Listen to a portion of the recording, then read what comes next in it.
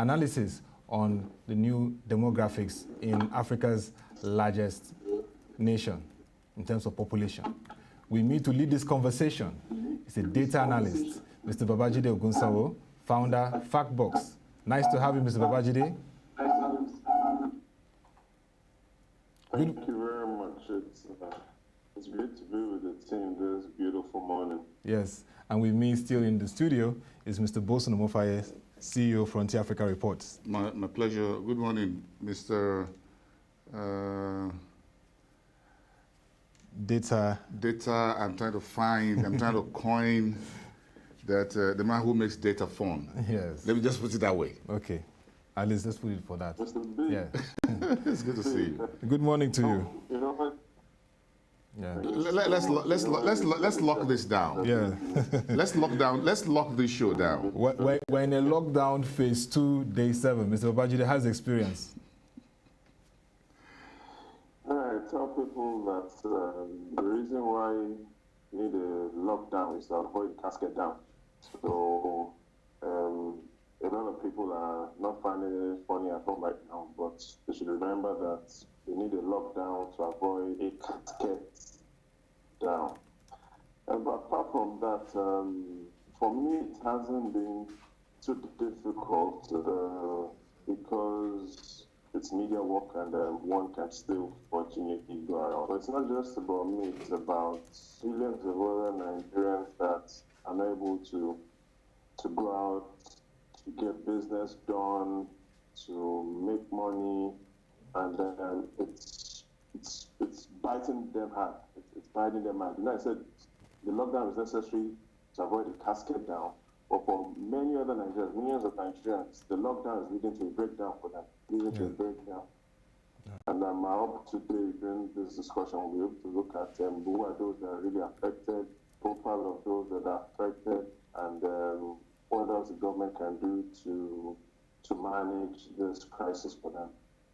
All right. I mean, no government would like to have caskets in millions. They want to find every measure to manage this kind of situation, like you said. So we hope we can have a good balance in policy and managing the whole restrictions. So let's begin with the understanding of the demographics at this point in Nigeria. Just give us some insight into this. Okay, I'd like to start from, first of all, let's define who is a Nigerian. And in that definition, it will be interesting to find out that what you notice is a lot of people are Nigerians, but they're not Nigerians out. In this discussion, prove to you that you're not a Nigerian. I'll prove you're not a Nigerian, and then we all agree on we're Nigerians. So today, the evidence we have, for instance, shows that if we're to take a sample of opinions in Nigeria, that who should represent Nigeria, which means what does a Nigerian look like? That's what I'm trying to describe to you. What does a Nigerian look like?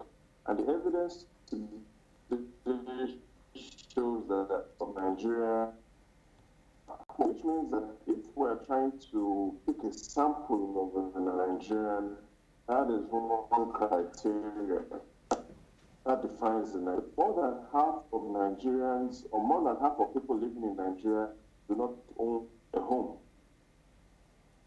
The third is 1 in every 3 Nigerians, or 1 in every 3 people living in Nigeria do not have a job. Are you following me? So yes, I can hear you. More than half of the people are poor. More than half of the people don't have a place to live in. 1 in 3 do not have a job. And so if we're looking for someone to speak on behalf of Nigeria, you do not qualify to speak on behalf of Nigeria because you have a job. You are at work. We're at work. Boston is at work.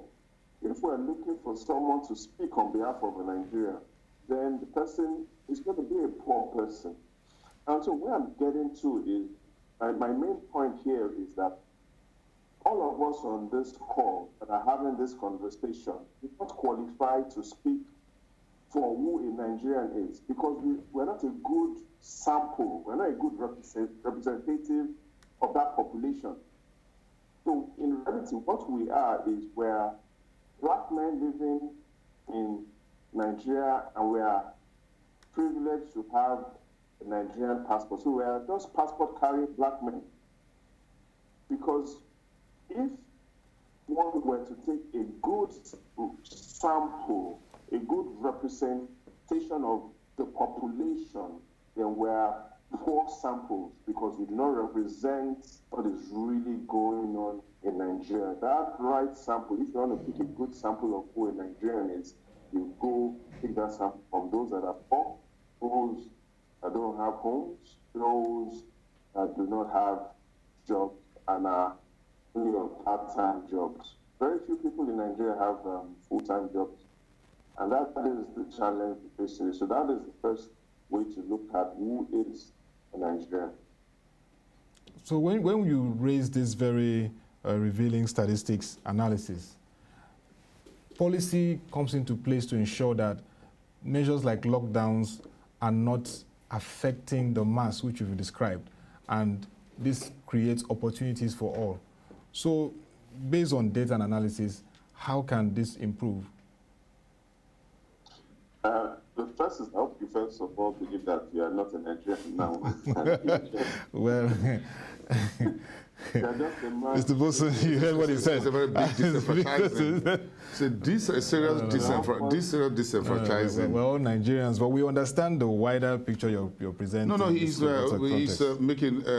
You made a very valid point. Yeah. A very quick one before Babajide responds to your second question is that if we take his approach to understand who is a Nigerian, so if it's the government of the people, by the people, for the people, and if we use this as a premise for policy making, policy interventions and actions on both the fiscal and monetary side, across all boards, across the three tiers of government and below, I think we will have achieved what you call a real nationhood, a government of the people, which is called democracy.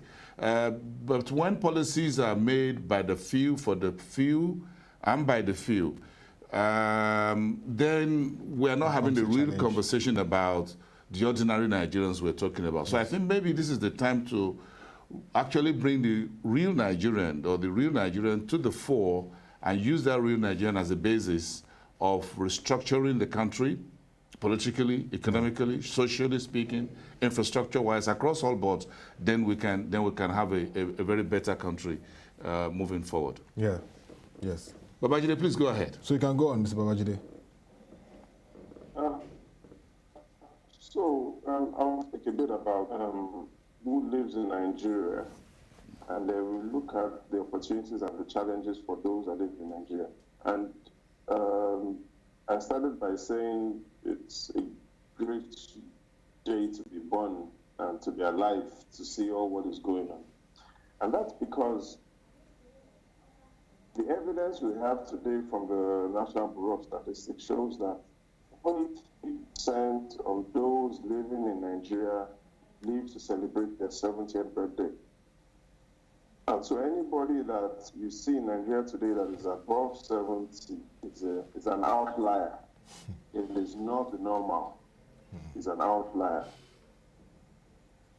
And this is the evidence from the Bureau of Statistics. In fact, the Bureau of Statistics tells us that only 20% of Nigerians live to celebrate their 40th birthday.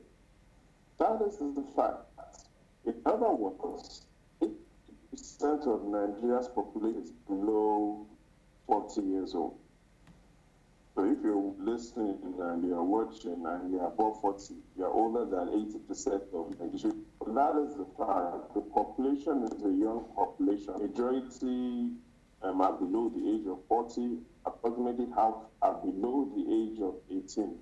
And that really tells us what the future looks like. The country is dominated by younger people.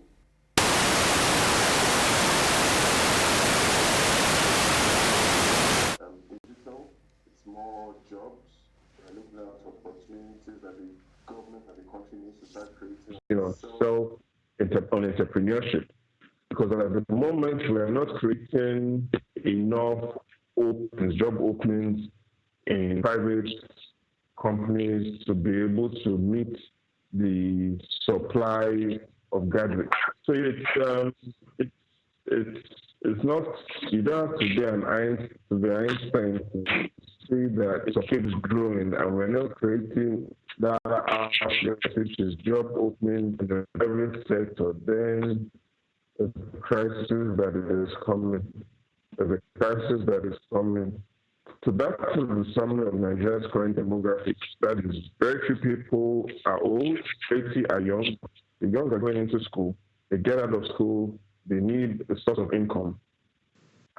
And presently, the large-size organizations are now creating opportunities to meet that demand for jobs. That is leading to a lot of crime, a lot of innovation, even in crime, which I call Yahoo is just an innovation in crime. And if this continues, and if this trend continues, I do not see within the next decade a decline in online crime. So it is most likely.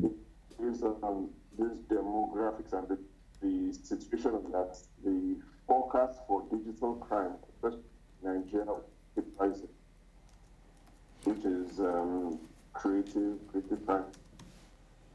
So based on the fact that we have a demography dominated by young people, and of course you've talked about the 40s and even to those are in their 70s, how is this COVID-19 pandemic impacting the demographic composition in our country at this point? So there are two ways it's impacting. With the lockdown in Nigeria, the lockdown is the greatest test of civil disobedience in Nigeria. And that's the way the government should see it. It's a test on will people obey the government. And we've seen the answers right now. It's become tough to enforce it. So the lockdown, in reality, is a test of civil disobedience. It's a test of trust in government. And who are those that are disobeying? When we speak, you can connect everything because we've seen the demographic. Whether it is disobeying the government. Why are they disobeying the government? Because there are no jobs and they need a source of income. They do not have alternatives. So it's all connected. Lockdown is an opportunity for the government to take another look at the economy and understand what is going on. Recently as well, we have information that there are 126 million telephone lines in Nigeria that are connected to the internet. 126 million telephone lines in Nigeria connected to the internet. But here's the catch. Half of those telephone lines that are connected to the internet are located in just 10 states. Just 10 states. Lagos, Ogun, Oyo, Kano, Kaduna, Abuja, Niger State, Rivers Delta, and Edo. So half of the people that are connected to the internet in Nigeria are located in these 10 states. And the interesting thing is, all of these 10 states have recorded significant cases of the coronavirus. Now, by internet lines, but by who's talking about number of internet lines connected to the 10 states, it tells us what people, or the right question is, so now that these people in these states are locked down, what are they doing online? And Google tells us, or Google gives us the answer that, yes, people are locked down in Nigeria. These states are the states that have the highest connection to the internet in Nigeria. But the number one thing they're searching for is coronavirus. Coronavirus. And the reason why they're searching for coronavirus is one word defines everything: fear. And because I've already explained that most of the population in Nigeria are below the age of 40, we looked at which states are connected to the internet. You know that these states are the same states that have significant cases of coronavirus. The summary is that more than half of Nigeria today is living in fear. That's the summary. More than half of Nigeria is living in fear. However, the government is focusing on providing medical supplies. Yes, all that is good. But if we connect the data, connect all this information together, what it's telling us is the people need food. Yes, that's true. But the people also need information to reduce their fear. In other words, as much, even though it's good that we are putting a lot of the government appears to be putting a lot of effort in palliatives and food programs, medical supplies, what perhaps should be priority is information supply. Putting out the right information to majority of Nigerians who are young in order for them to reduce the fear they have about the coronavirus. And so the government, based on the evidence we have today, isn't looking at the data, isn't connecting it, and is scoring an F9 when it comes to information supply. So yes, there's an attempt on food supply, which the masses are complaining about. There's an attempt on medical supplies, which the masses are still complaining about. But the government has taken its eye off providing information to those young Nigerians to be able to reduce the fear they have about the coronavirus. So there's a lot of need to build people's faith, reassure people, show the specific steps that are being taken to minimize the spread, and focus on managing information and correcting perception, and not just focus on sharing food. So, Mr. Bolson, you've heard what Mr. Babajide has said, and you've brought this to the fore in several times, the need for information asymmetry, government and all key stakeholders.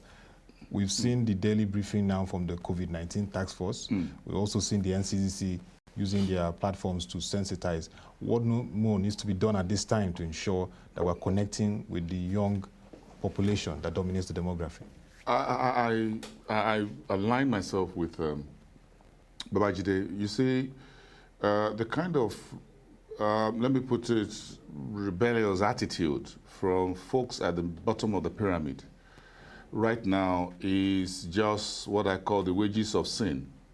In other words, for decades, the distance between the led and the leaders is beginning to come into play. That has gotten to a point in which the ordinary people are beginning to feel this morbid sense of glee that there is a virus or a disease in town that deals with the rich and the elite and those who are in government. Now, I think this is a moment of truth for Nigeria and Nigerians, that we are seeing what I call the wages of sin, in which the decades of governance, of poor governance, bad leadership across all levels are beginning now to come home to roost in such a manner that people are feeling so happy, somehow, inwardly, some expressing it on social media, that top government officials are getting ill from a virus, which means that all these years, folks have what we call pent-up dissatisfaction against the authorities, such that enforcing and saying, sit at home, no matter how much you tell folks nowadays, they don't want to hear it. We were dealing with 20-something%, about almost 24% official unemployment figure before the virus. The figure are way beyond that. Whether fully employed, half employed, gainfully employed, whatever, we're dealing with very poor state of healthcare, poor state of education, poor payment of teachers. We're just trying to revamp the pension system. We now have a digital system for the first time in about 50 years. You know, by October, we'll be celebrating 60 years of independence. And we're still dealing with basic, we can't fix basic education, we can't fix basic healthcare, we can't fix basic electricity, we can't fix basic water, we can't fix basic sanitation. There's absolutely nothing that is basic that we've been able to fix in 60 years as a country. And that's a serious case for us. So don't blame the people. now who feel that, look, I would choose between the virus and my daily bread. Let me get my daily bread. If I have the virus, I'll find a way of dealing with it. So, which means the folks are pushed to the wall, socially speaking. So doing social standing or adding social distancing to it is adding poison to already to the half bread that they already have, if they have half a loaf of bread. Yeah. So I agree with you, Babajide. This is the moment of truth for Nigeria. The authorities to see the reality of bad governance for 10, 20, 30, 40, 50 years, if not more, if we roll it all the way back to independence. So it's difficult now to preach to anyone to social distance. People have taken their faith to men of God. And that is why even with the pandemic and the reality of deaths, people still will go in their hundreds and thousands to go to religious places of worship today, as of yesterday, as reported by the newspapers, and folks will still believe in someone who is standing on the pulpit to gather them together into a single building. That tells you that people don't have faith in the government. People lost faith in the government. We sold all the factories, the warehouses, to religious houses. We sold them to event centers. Such that almost all the industrial estates from Ikeja to Isolo to Kano to Ibadan to Enugu, which were functioning in the 70s and 80s, had all gone. So we're just facing what you call the wages of sin. So I sympathize with the people. I don't know how much sympathy I have for those who are in authorities because over the decades, we've let down the guards. Now it is difficult to rally these same poor Nigerians to listen to radio or television advertisements and believe. So the believability index is sub-zero. It's low. It's almost gone. So it's going to take a whole lot to get people back to have faith in their leaders and in governance, in policies and actions and pronouncements by government authorities. Right now we have a country that is socially distancing. Now people have distanced themselves from government. Now how worse can it get? So you want me to give you an answer? Although I don't have an answer. Maybe Babajide Ogunsawo has an answer. I don't know how we're going to breach that deficit in trust that was broken. Look at the lockdown called for during the post-June 12 by Nupeng. And Pengassan. And Pengassan. And followed by, and of course joined by banks and others and what have you, and textile workers and what have you, and ASU and Legal Congress. Nigerians believe that the June 12 election was free and fair, and that the winner should be declared and what have you. So the cancellation of that, folks who are willing to go into that lockdown, which was called by Nupeng, all right? But this time around, this is a health scare globally, not just in Nigeria, but all over the world. And folks are not willing to stay at home. So between 1994, 95, June 12, elections fallout, and 2020, something big had gone missing. Something big had broken. Yeah. How are we going to fix it? I don't have an idea. Well, Mr. Babajide, you will respond to that. But I'd like you to also put into context the Ghanaian president, His Excellency Mr. Nana Akufo-Addo, announced a relaxation in terms of the restrictions on COVID-19, the lockdown. And he said the decisions were taken backed by data. So data is very important in strategizing in this period. So what would you be saying in terms of utilizing data effectively, evaluating the current lockdown and the current cases that are being recorded in the country, ensuring that policy is for the people, not against the people?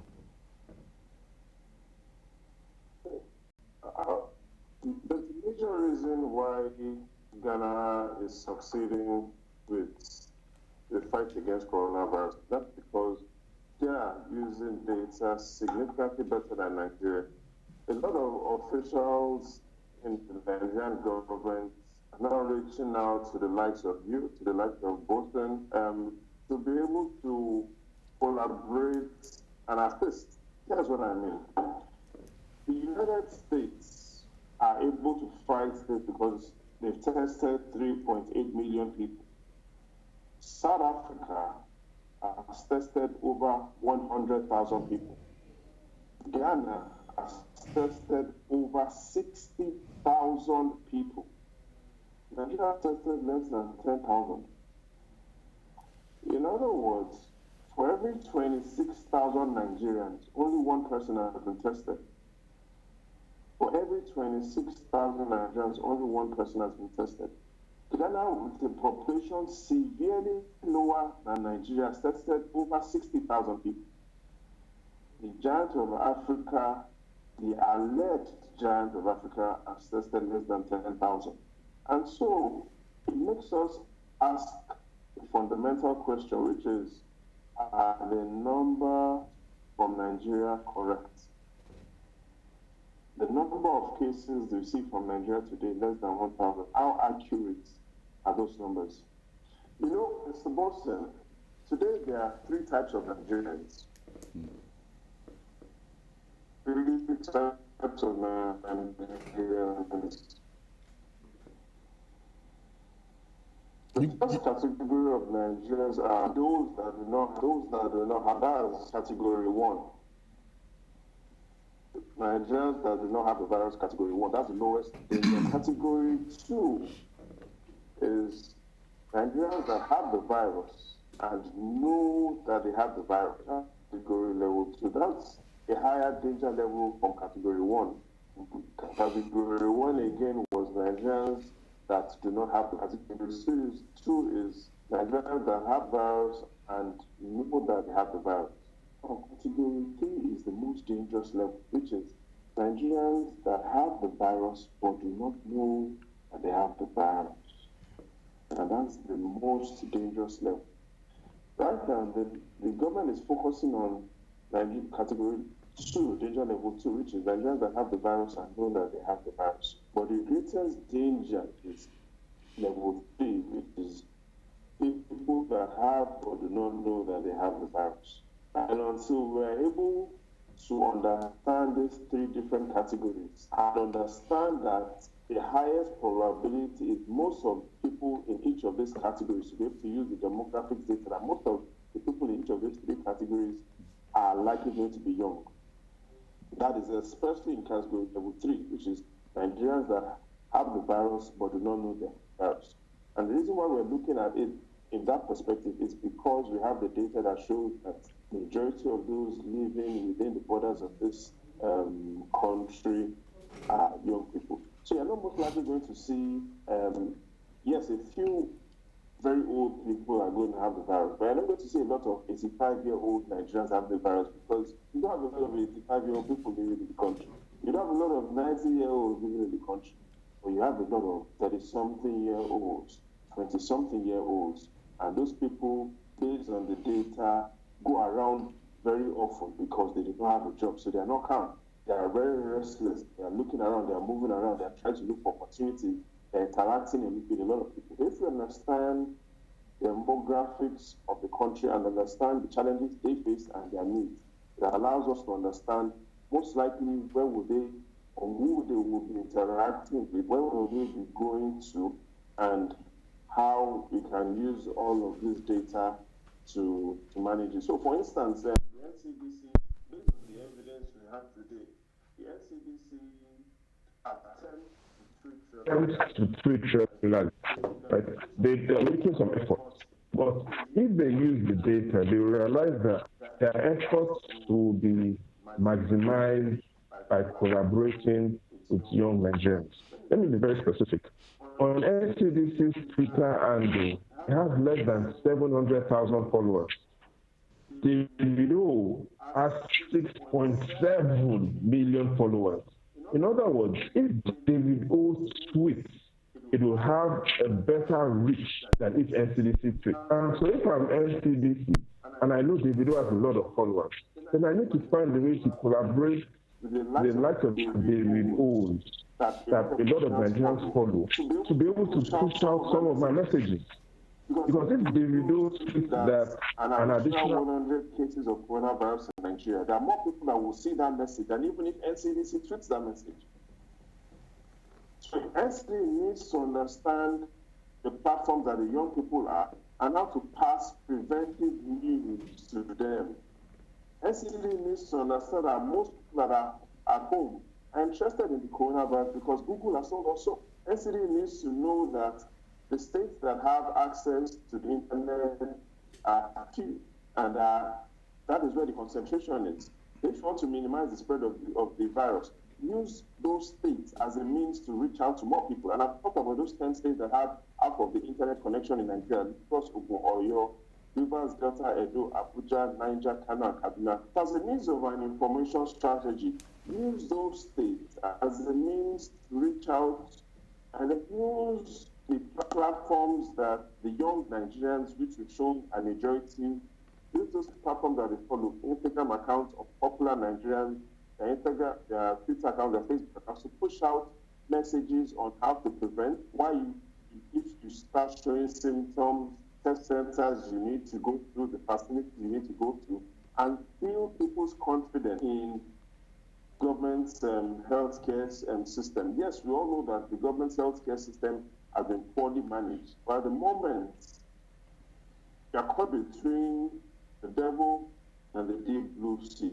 And Nigerians are still better off going into the government's healthcare system to treat the symptoms of the coronavirus, because they have a higher probability of surviving, even if they still go to the poorly managed government healthcare institutions, than if they choose to stay at home.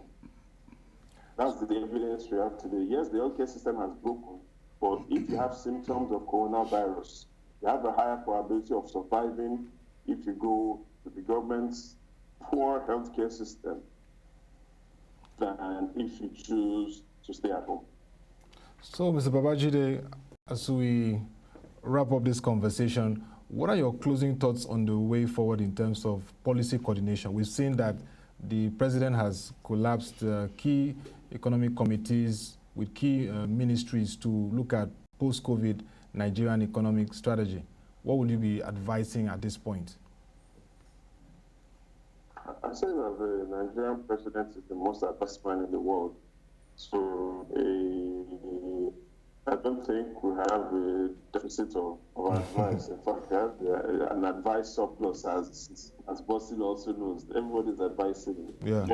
But what I think the country needs to do is we need to just rethink, not necessarily advice again. We just need to rethink our approach to everything. We need to be able to identify those in the private sector that can assist. We need to be willing to accommodate other thinkers that have special skills, from data analysis skills to understanding, people that understand the market and how the markets work, and bossing. The government needs to understand that the public sector and the politicians cannot solve this.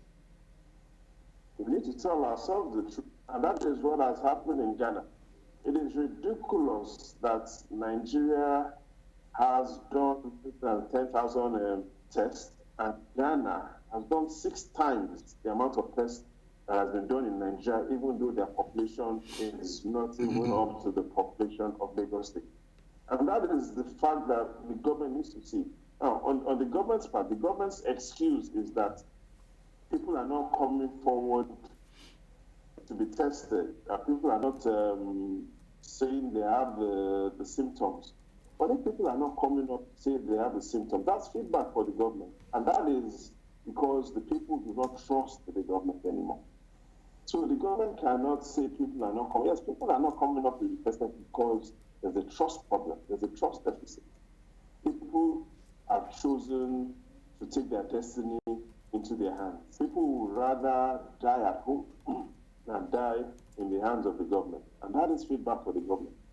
So until we start analyzing it carefully, until we start being more rigorous with what is going on, then until we start doing that, the days ahead are darker than soon. But if we're able to collaborate more and rethink everything we're doing, then there's light at the end of the tunnel. Yeah, there's light at the end of the tunnel if there's more collaboration between governments, connecting with the young population and other key stakeholders. Your closing thoughts, Mr. Wilson? I agree entirely with Babajide on that.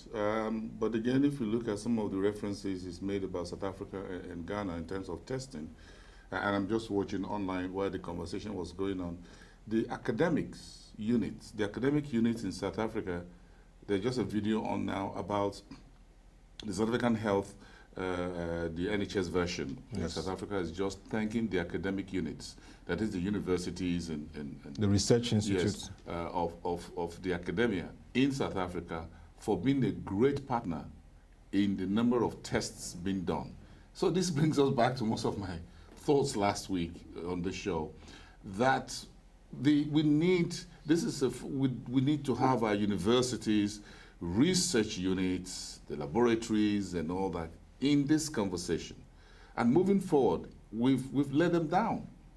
So we would have done a lot more testing. The universities, the Ahmadu Bello University, Unilag, IFE, UNN, Louvre, whatever, had all it takes ab initio from Madam Fodio University in Sokoto, whatever, in the universities in Maiduguri. They had what it takes. They would have helped at those various locations. But because those universities were mere expanse of land, with due respect to everyone within the chain, but were just mere expanse of lands. But now South Africa is leveraging its own academia, the universities, in helping to do the tests for COVID-19. So I agree again with what the central bank new policy directive is, that moving forward, part of the interventions and what the central bank is doing is that research institutes and the educational system, in particular the universities, will be brought into part of the funding and financing support that should be given to them to help us help with our healthcare and pharmaceutical industries. Universities should be able to turn out research that can be sold to pharmaceutical companies like Nemeth or M&B Baker or whatever, or GlaxoSmithKline. They should be able to sell some of these. They should be able to help the government. But universities were just battling cultism here and there because the laboratories, the lecture halls, the hostels had nothing to write home about. So I hope we'll use this as a learning curve to see that the next time we have a problem, we can lean on the academia, beyond just speaking grammar on television and writing papers, just make it all real. I think that's on my part in short for today. Our universities and research institutes are doing a great job, I believe so. Okay, Mr. Babajide? Just a quick follow-up with what Boston is saying. Boston is spot on with we need more funding, but let's ask another question. Why are the universities underfunded? The universities are underfunded because the ministries under the universities are underfunded. But why are the ministries are underfunded? Because the government is underfunded. In other words, we have a funding problem in Nigeria. The truth is the Nigerian government does not have enough money, and so the ministries don't have money, and